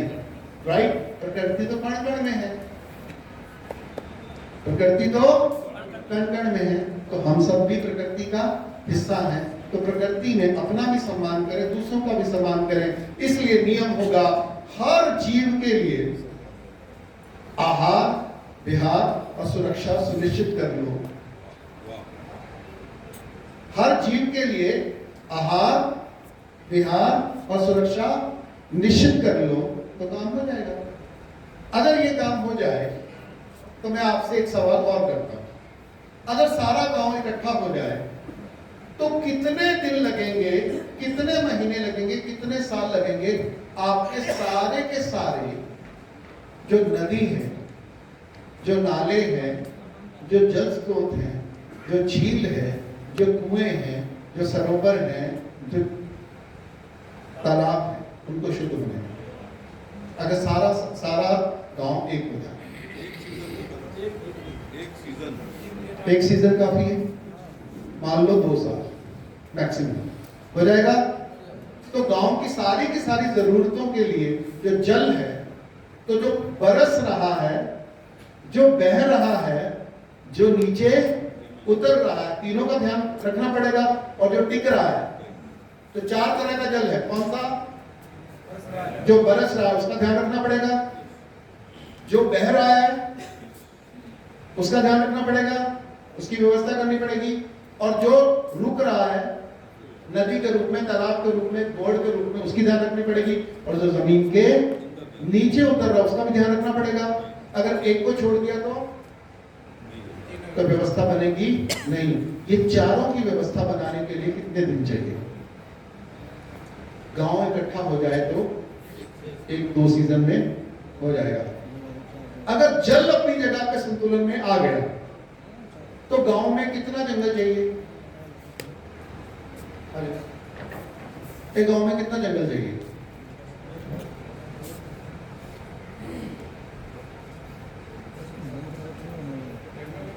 बीस 20%, 30%, 40%, 60%, कितना जंगल चाहिए?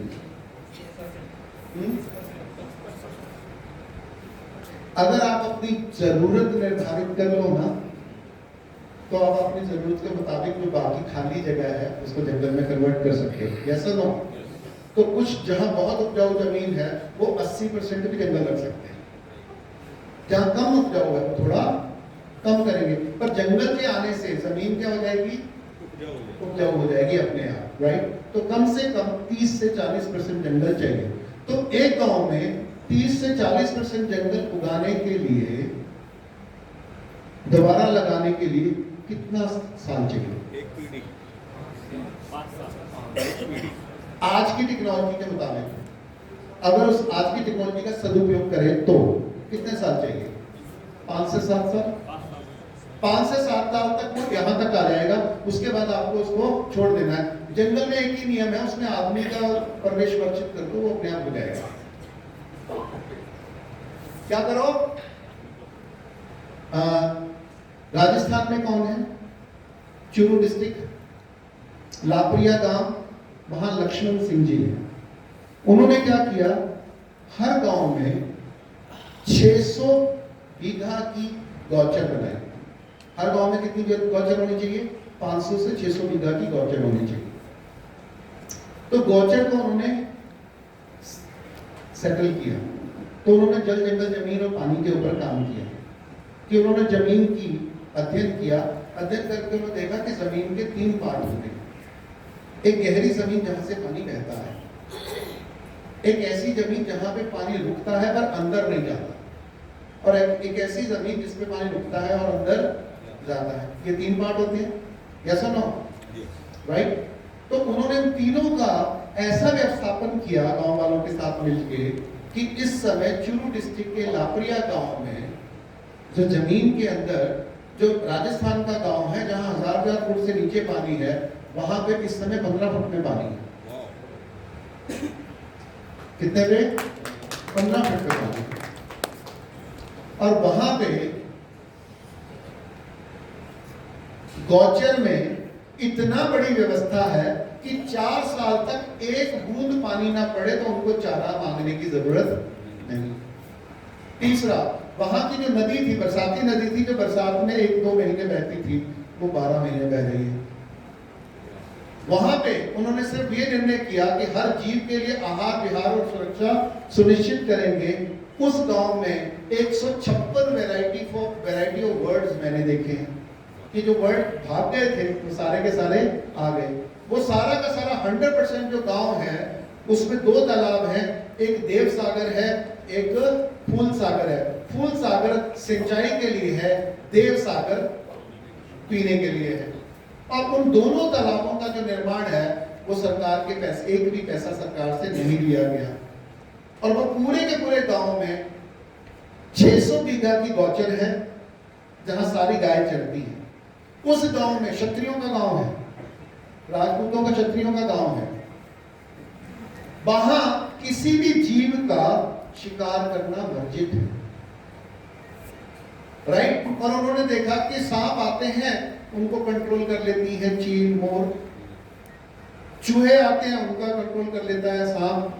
तो वहां सांप भी नहीं मारा जाता, चूहा भी नहीं मारा जाता। अगर चूहा आ जाता है उसको पकड़ के चूहा बाड़ी में आके छोड़ देते हैं। उन्होंने देखा कि जितने सांप थे जो इधर उधर घूमते थे वो उसी चूहा बाड़ी के इर्द गिर्द रहते हैं, और सारे के सारे जो मोर हैं वो भी उसके इर्द गिर्द रहते हैं। तो 156 वैरायटी ऑफ वर्ड्स, और जितना फ्लोरा और फ्यूना होना चाहिए, जितने किस्म के फूल होने चाहिए, जितने किस्म के पक्षी होने चाहिए, जितने किस्म की मधुमक्खियां होनी चाहिए, वो सब उस गांव में आ गई और उस गांव की पैदावार आगे बढ़ने लगी। और उस गांव में हर एक घर में जितने लोग माइग्रेट करके बाहर गए थे वो वापस आ गए और गांव में रहने लगे। हर गांव में 15 से 20 हजार रुपए की इनकम सिर्फ दूध की है। और वहां हर गांव में हर व्यक्ति के 2 घर हैं, एक कच्चा घर जो पुराने वाला है मिट्टी से बना हुआ, और एक पक्का है जो आज का बना हुआ है। हैरानी की बात है वो मिट्टी वाले घर में रहते हैं, और जो नया संगमरमर और ईंट और पत्थर और शीशे से मकान बनाया उसमें भूसा भरते हैं, क्योंकि अब मकान दिखावे की चीज नहीं है। क्योंकि पर्यावरण के हिसाब से, प्रकृति के हिसाब से, ऊर्जा के हिसाब से, जीने के हिसाब से, स्वास्थ्य के हिसाब से पुराने घर ज्यादा अनुकूल है। वो उनको समझ में आ गया, उनको किसी ने समझाया नहीं। यानी जैसे ही आप व्यवस्था ले आओगे लोग अपने आप उसमें ढल जाएंगे। तो कितना समय लगेगा जंगल? तो उन्होंने नियम बनाया कि हर खेत के, जो भी खेत है ना, उन खेतों के बीच में 2 एकड़ का जंगल लगा, और उसमें नियम केवल एक है। तो जंगल किसका लगना चाहिए? कौन सा पेड़ लगना चाहिए जंगल में? बाग नहीं लगाना है, जंगल लगाना है। हर पेड़, हर जाति का पेड़ है। तो उन्होंने देखा कि 2 एकड़ का जंगल लगाया, उसमें आदमी का घुसना वर्जित है। किसका? आदमी का घुसना वर्जित है। वो पूरे गांव ने निर्णय किया, और उन्होंने देखा कि 5 साल में वो जंगल ऊपर हो गया। मियां उनकी फॉरेस्ट को जब लगाया गया तो देखा गया 3 साल में 15 फुट का पौधा हो जाता है और इतना घना हो जाता है कि उसमें कोई जानवर भी घुस नहीं पाता। और वहां क्या हुआ कि सारे पक्षी आ जाते हैं, वो अपना घोंसला कर लेते हैं और वहां हर तरह का आहार होता है, तो जितने कीट पतंगे पेस्ट हैं वो वहां पे आ जाते हैं, उनको भोजन वहां मिल जाता है और उनको नियंत्रित करने के लिए सारे पक्षी आ जाते हैं। तो पेस्टिसाइड की प्रॉब्लम खत्म, कीटनाशक की प्रॉब्लम खत्म। और उन्होंने देखा कि हर मेड़ पे अगर वृक्ष है तो उससे जो भेज आती है, ओस आती है, उससे पैदावार अपने आप सुधर जाती है। इसलिए आपको ड्रिप इरिगेशन की भी जरूरत नहीं पड़ती। तो खाद का खर्चा, पेस्टिसाइड का खर्चा, ड्रिप इरिगेशन का खर्चा। और ट्रैक्टर अगर गांव वाले एक है तो 1000 बीघा के लिए कितने ट्रैक्टर चाहिए, कितने कंबाइन चाहिए, कितने थ्रेशर चाहिए, कितने रोटेटर चाहिए, कितनी मशीन चाहिए, कितने ट्यूबवेल चाहिए। हेलो, अगर गांव वाले एक हो जाएं और उनमें नीति के अनुसार नियम बन जाए तो आपकी 90% मशीन की, कर्ज की, पेट्रोल की, डीजल की, केमिकल की जरूरत खत्म हो जाएगी। मल्टीनेशनल का धंधा बंद, कर्ज का धंधा बंद। अगर हमें जितनी मात्रा में और जितनी वैरायटी के जानवर चाहिए वो सब जानवरों को फिर से गांव में बसाना है, कितने साल लगेंगे?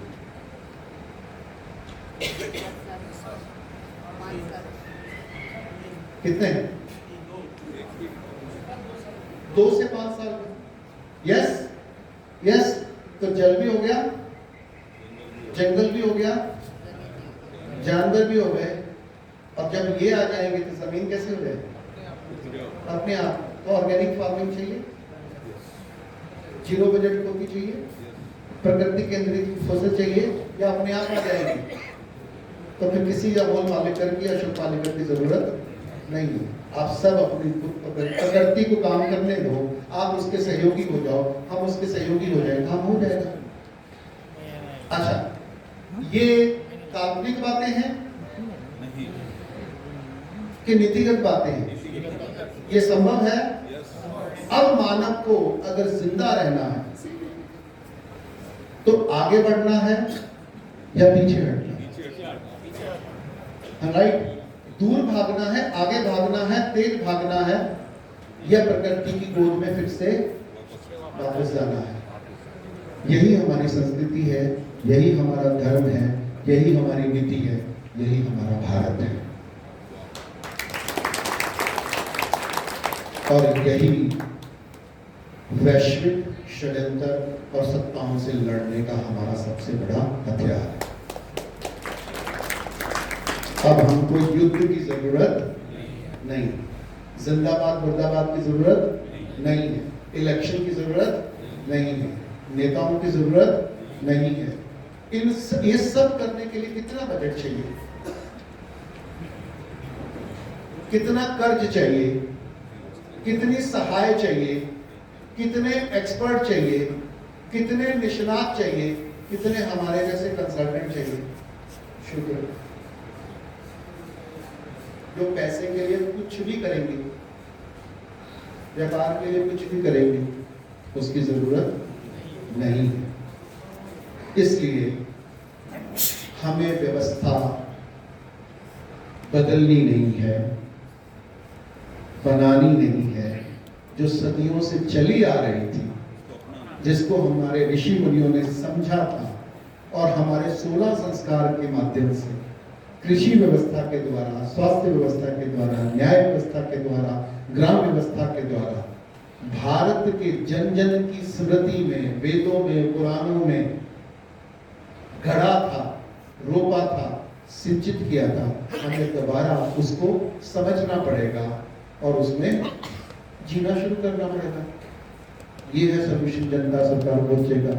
फिर हमें जनता सरकार मोर्चा करना नहीं पड़ेगा, जनता अपने आप सरकार हो जाएगी, क्योंकि जनता अपनी प्रकृति माता की और मुड़ गई है। वो विकास की, जीडीपी की, विश्व गुरु की कल्पनाओं से बाहर आ गई है और प्रकृति के संतुलन, स्वास्थ्य, न्याय में जाके व्यवस्थित हो गई। इजी। और जब ऐसी व्यवस्था आएगी तो हमारे जो सबसे बड़ा डिविडेंड है, हमारे नौजवान, क्या उनको रोजगार मिल जाएगा? हेलो, तो हमें रोजगार ढूंढना है या बनाना है? अच्छा, बनाना है या ऑलरेडी है?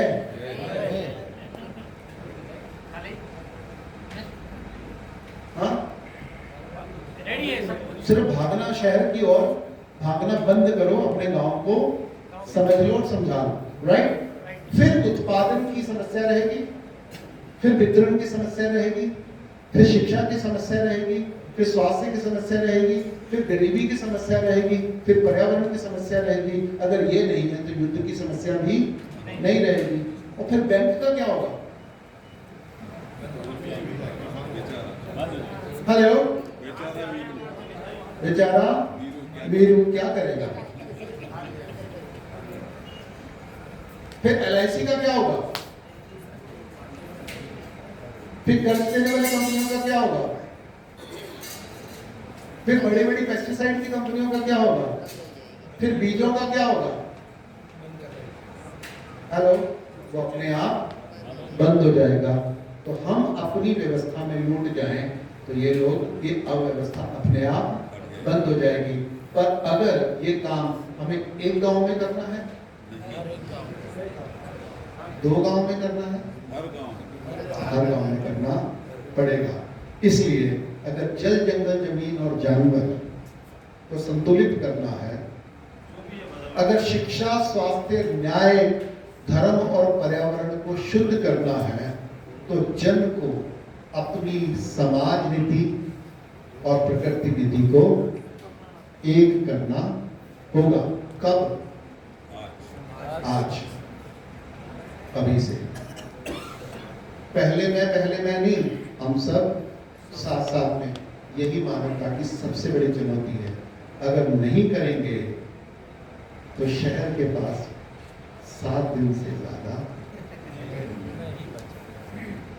फिर वैक्सीन तो लगेंगे ही, फिर सबके घर तो दिखेंगे ही, फिर सीबीडीसी तो आएगा ही, फिर कोरोना तो फैलेगा ही, फिर दंगे तो होंगे ही, फिर किसान तो आत्महत्या करेंगे ही, फिर बच्चे तो नपुंसक पैदा होंगे ही, बेरोजगारी बढ़ेगी, फिर बेरोजगारी तो बढ़ेगी, फिर मक्के वाले और मंदिर वाले तो लड़ेंगे, फिर पर्यावरण तो का तो नाश होगा ही, फिर छठी मानव सृष्टि विलुप्ति तो होगी। अब चुनाव हमारा है कि समझना है व्यवस्था को, उसकी ओर मुड़ना है एक कदम, या इसी तौर तरीके में सोए हुए अंधों की तरह डरे हुए आगे बढ़ना है कि पहले मैं ना मर जाऊं, मैं ना मर जाऊं, मैं ना मर जाऊं, मैं ना मर जाऊं, और सबको मर जाना है। यही चुनाव के ऊपर मानवता खड़ी है। जनता सरकार मोर्चे का आह्वान है कि नहीं, व्यवस्था बनानी नहीं है, भारत के ऋषियों ने व्यवस्था बना के दी है। यस, ये केवल हमको पता है, उनको पता नहीं है। तो भारत विश्व गुरु कब बनेगा? जब भारत इस व्यवस्था में लौट जाएगा तो पूरी दुनिया का मार्गदर्शन अपने आप हो जाएगा और भारत विश्व गुरु हो जाएगा। उसके लिए प्रचार प्रसार करने की जरूरत नहीं है। कैसे जीना है, क्यों जीना है, उसको जी के दिखा देना है। कथनी और करनी को एक कर लेना है।